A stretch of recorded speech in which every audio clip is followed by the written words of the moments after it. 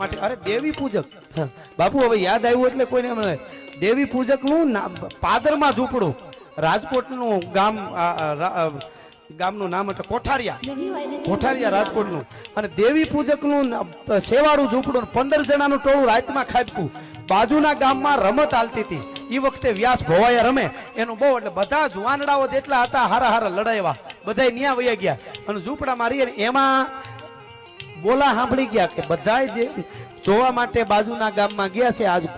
કોઠારિયા છે આંકડે મધ અને માખીયું વગરનું છે અને આજ મેલવું નથી એ મેલવું નથી એટલે કીધું એને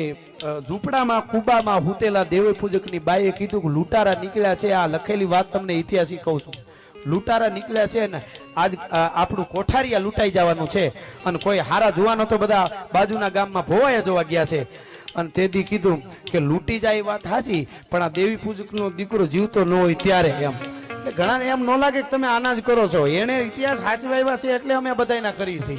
હા અને તેથી દેવી પૂજકનો દીકરો અને ઈ હતો ઈ જુવા આદમી અને એની ઘરવાળી એની પત્ની ઈ બે મોટા મોટા કાંટા લઈ અને નીકળી પડ્યા હતા 12 જણાનું ટોળકું હતું ઇતિહાસ લખેલો વાંચેલો તમને કહું છું બતાવીશ કોઈને લાગે તો લખ્યું છે ઇતિહાસમાં ઉજળા સુવર્ણ અક્ષરે અને ઈ પાછું આઝાદી પહેલાનું લખેલું